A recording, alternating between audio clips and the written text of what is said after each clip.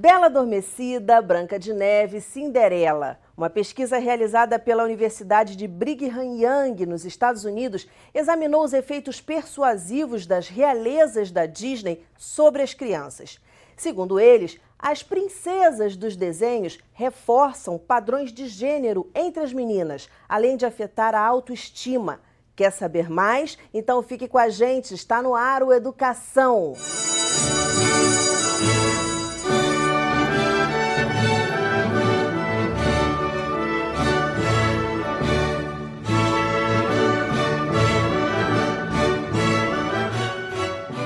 Minhas convidadas são a escritora, jornalista e mãe Bárbara Lima, a escritora educadora social Janine Rodrigues e Lúcia Fidalgo, professora de mediação de leitura da UFRJ.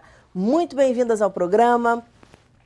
E a primeira pergunta é a principal. Quais os impactos que esses desenhos, que essas princesas reforçam? Quais os padrões que eles repetidamente reforçam e como isso impacta na vida das crianças? Sim, primeiro dizer que é muito bacana estar aqui novamente, né? E é muito importante deixar claro que não tem nenhum problema nas princesas, né?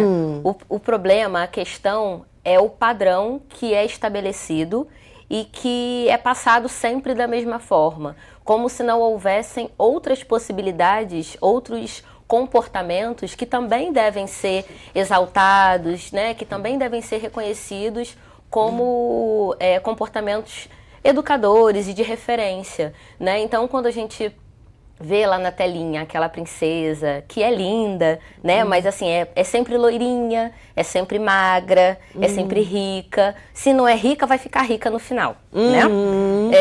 E a riqueza é sinônimo de felicidade. Exatamente. É sempre protegida por um homem, né? Sim. Sempre. Ou é o pai, ou é o marido, ou é o namorado, ou é o lenhador. É sempre, né, um homem que vai salvá-la. É sempre o homem que vai tirar ela daquela situação que ela precisa ser salva. Então, a repetição desses estereótipos, isso é muito complicado, porque a criança ela vai consumindo isso, ela vai vendo, e se ela não se encaixa, se ela não se vê, né, nessa imagem, ela pode sim desenvolver uma baixa autoestima, né? E inclusive outras questões também, como conceitos equivocados, né, de que a mulher sempre precisa da proteção de um homem, ou que ela precisa ser magra, ou que ela precisa pintar o cabelo de loiro, blonde, 1.4. Vamos falar agora de alguns pontos especificamente, por exemplo, a proteção do homem ou ser reconhecida por esse homem, né? Porque no momento que o príncipe reconhece a Cinderela, né, usando lá o sapatinho de cristal, né, ou que ela recebe um beijo daquele homem, que parece que ela tem mais valor.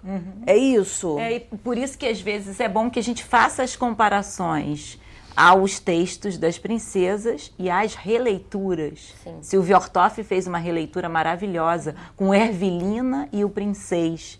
Uma releitura do conto de Andersen, que fala sobre a princesa e a ervilha. E Ervilina é uma princesa que não quer esse príncipe, ela não deseja esse casamento. Ela chega maltrapilha e ela pensa, será que eu vou ser feliz com esse homem para sempre? Então a gente tem que ver também esse outro lado. Eu também acho que é importantíssimo a gente trazer esses filmes. A criança, hoje a gente vê as crianças vestidas de princesa andando pela rua. Sim. E é lindo. Eu tenho uma sobrinha neta que ela diz que ela é a Branca de Neve. Ela tem um espelho no quarto da mãe, ela é louca pela avó. E quando a avó sai sem se despedir dela, para ela não chorar, ela olha para o espelho e diz: espelho, espelho meu, você sabe onde foi parar minha vovozinha? Então essas relações das princesas, isso vai passar uma hora. O que importa é a criança perceber, e o pai e a mãe também, que a beleza está nos olhos de quem vê. Sim. E esse que vê, às vezes ele tem padrões estabelecidos, mas que a gente deve romper com esses padrões. Sim. Porque a beleza está em tudo. O que é belo para você pode não ser para mim.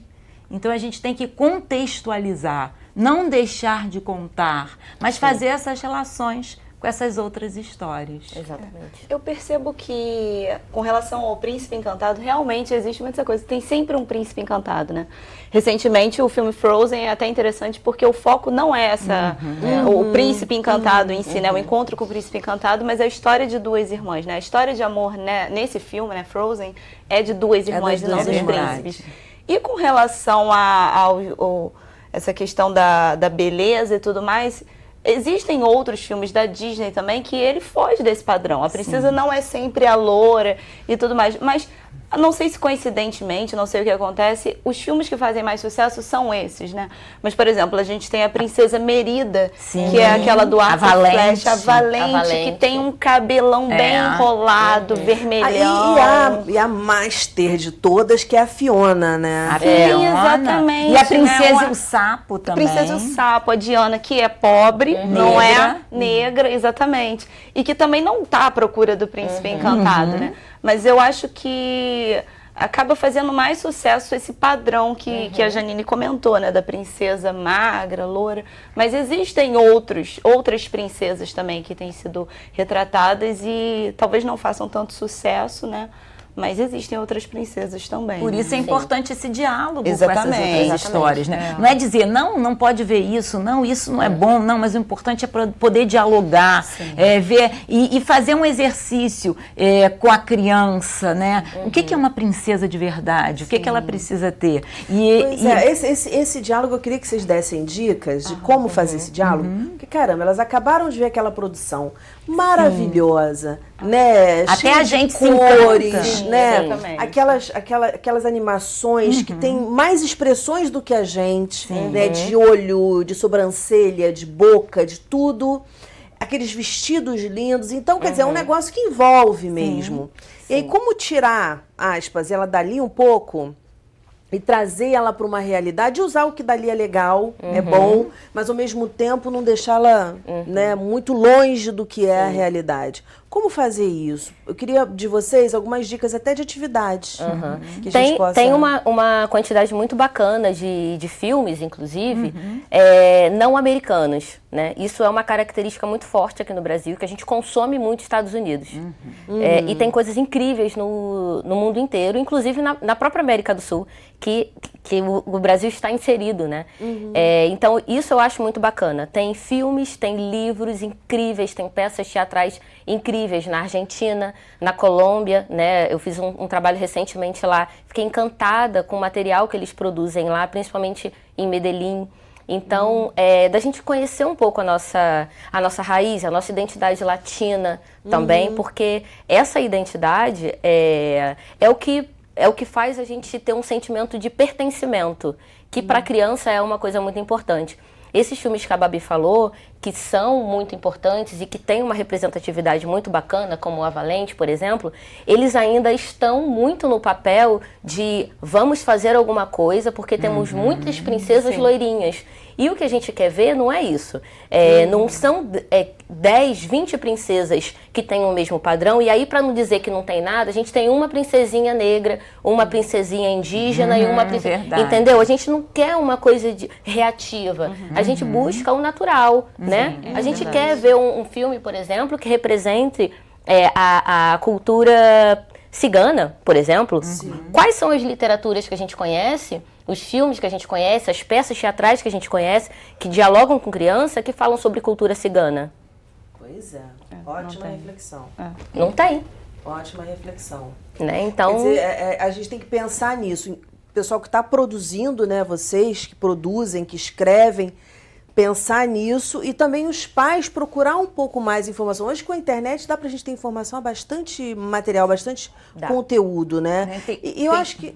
Tem um livro maravilhoso de um autor chamado Márcio Vassalo, não sei se vocês conhecem, se chama Valentina. É a história de uma princesa que ela mora num lugar bem longe daqui e ela acaba descobrindo que ela mora numa favela do Rio de Janeiro. E ela é uma princesa que mora num castelo com os pais, que é o rei e a rainha, mas que ela nunca entende porque eles têm que sair todo dia para trabalhar tão cedo e voltar tão tarde.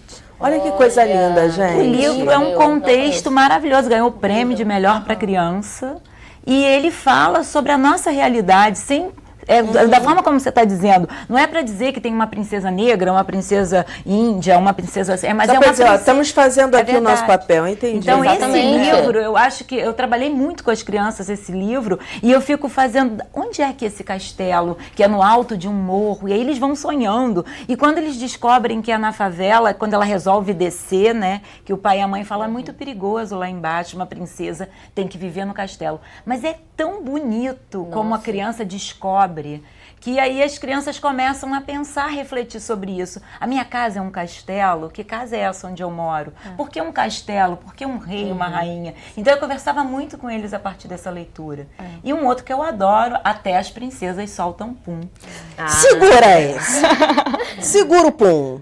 A gente vai para um breve intervalo e volta já já. Não desgruda.